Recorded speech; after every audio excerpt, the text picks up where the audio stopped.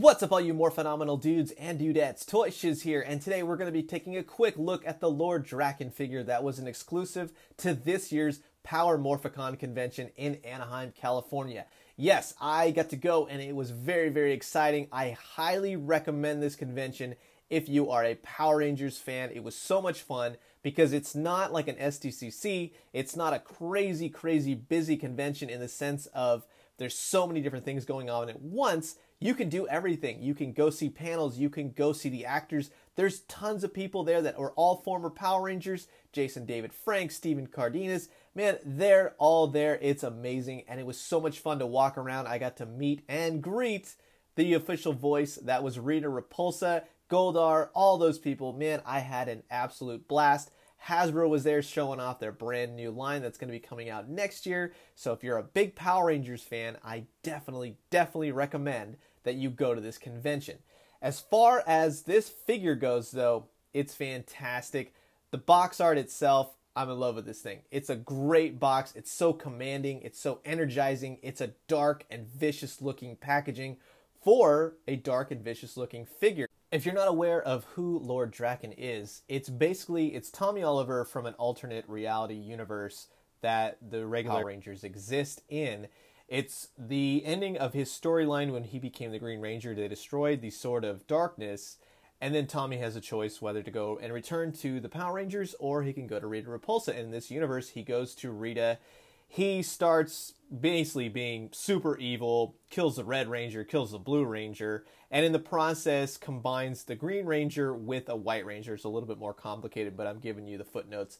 So maybe I can do a who in the holy heck is Lord Drakkon in just a little bit. But let's get back to this figure packaging.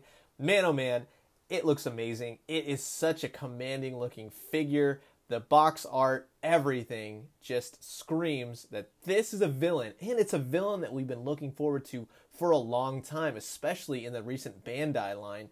That was one of those things where the Bandai figures fell kind of flat. They had great articulation. They were a little wonky in the sizing. It's a little bit over 6 inches. They're kind of in that middle ground, 6.5 kind of deal.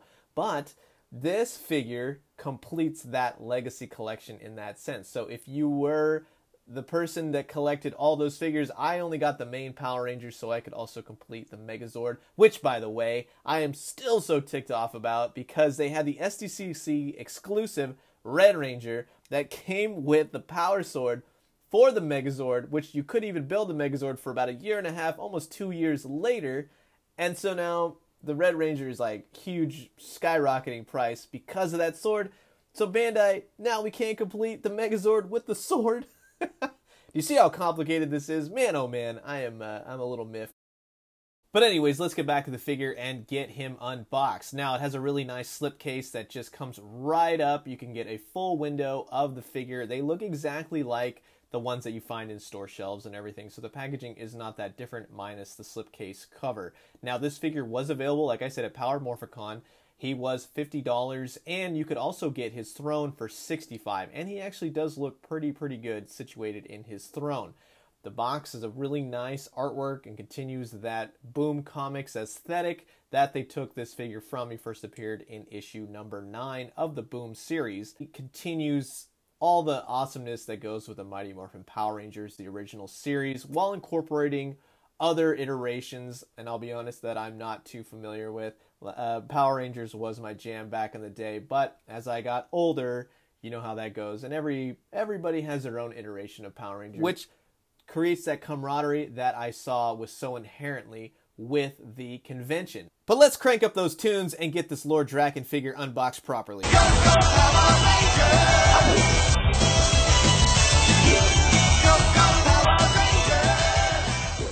And here is Tommy Oliver, aka Lord Drakkon, all out of the packaging. Comes with Saba and the Dragon Flute and a holster on his side to place the Dragon Flute. Very nicely painted. Overall white figure, but the gold, the green, the red, everything is painted super crisp on this figure. I gotta give it to him on that. It looks amazing. Dragon clocks in at just over 6.5 inches, and he will fit in very nicely with the rest of your Bandai Power Ranger Legacy Collection figures. He's gonna be a little bit taller than the SH Figure Arts one, of course. Those are a little bit smaller.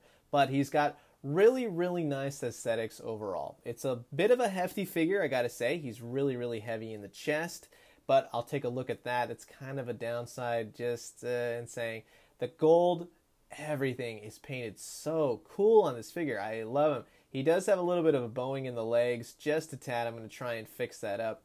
Here's the Dragon Dagger. Now, I got to give it to him on this. Even the little minute details, everything that should be painted gold, green, gray, everything. Black handle is, you know, standard plastic, but it's all wonderful. Also, same thing with Saba. It has a little bit more paint than the standard release White Ranger that we got originally, but nonetheless, you can see the gold is painted really nice. Saba has all the parts painted. It's very, very cool. Little red eyes for the actual Tiger. I got to give it to him on that one. Really close attention to detail. Love the saber. Love the sculpt on it. Just very, very cool. God, I remember having this weapon when I was a kid and I was playing Power Rangers.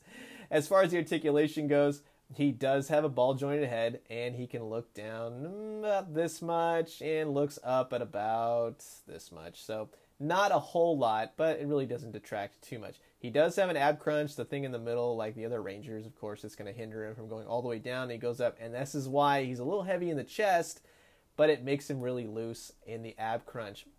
He has full 360-degree rotation of his arms, which go nicely. He does have a bicep swivel. He's got double-jointed elbows, as you can see. Very, very cool. And he has wrist rotation up, back, left to right, side to side. That really cool ball joint.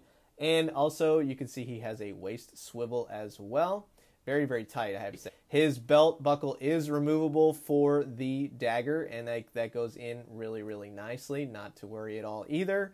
And he does have nice outward kick, probably around that much, and goes in back not that much. It's a little wonky right there, I think, but he does have double jointed knees. He does not have anything as far as the calf rotation, but he has ankle rocker, which is great. As far as the back goes, everything's painted nicely. Of course, you got the barcode right there as well. And like I said, kind of disappointed with that. It's not really a bad thing where it's going to hinder you or he's going to fall over, but it's just not something you like straight out of a package when you have a brand new figure, especially. And I do appreciate the fact that Power Morphicon and Scott gave me this figure to review, but for someone paying $50, it's a little, yeah, you know what I mean? It's something to look out for, and I have seen other reviews that have that problem as well. But like I said, overall, the pros definitely outweigh the cons. And for a quick size comparison, here he is next to the brand new Venom Build-A-Figure, which is just an amazing figure. I highly recommend.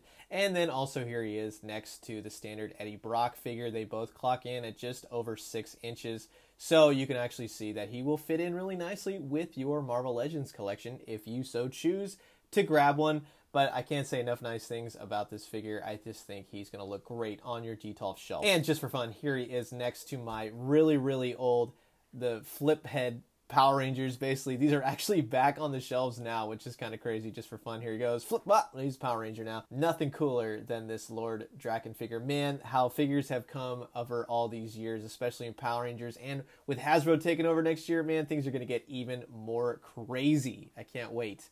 We've already seen some great stuff. The figure overall, I'm going to give it just an A+, man. They really nailed it in terms of a really cool exclusive. Now, a lot of people have been asking, hey, is this going to be only exclusive? Are they going to sell it online? Anything else like that? I don't think so. I just don't know. They might have some more when they do next year's 2019, when they do the Power Morphicon Express. But, like I said, I don't know. Nothing's really been talked about. And as far as people trying to get this figure and complete their collections, this may actually be a very, very true exclusive. So in that sense, if you can get one, however you can, I would definitely recommend it. I just want to say thank you again to Power Morphicon. Thank you so much for having me. Thank you to Scott, everyone that runs it. Thank you for giving me this figure for review. I very much appreciate everything. I loved it. I had a blast. Highly, highly recommend it. So now I want to know, what do you guys think about Lord Drakkon? Is it a figure for you? Is it something that you absolutely have to have in order to complete your collection? Are you hoping that it does become an exclusive that's available in the masses instead of being a specific convention exclusive? You know what I mean? Sound off below. Let me know. Let's talk toys. I'm always happy to answer any questions.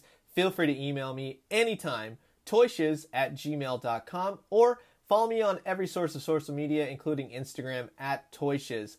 I had a fantastic time with this figure, and I do recommend, despite being a little bit loose in the joints, despite having some things just in that sense, he is a really, really cool exclusive, and an exclusive in the truest sense of the word. I gotta give it to him on that one. That is pretty cool. So if you can get one, definitely pick it up. I hope you guys have a great rest of your day. Drink some great coffee, eat some great food, but most importantly, find some great action figures, and when you do, let me know what you find. I'll talk to y'all soon. Adios. After 10,000 years, I'm free. It's time to conquer Earth. Alpha, we have escaped.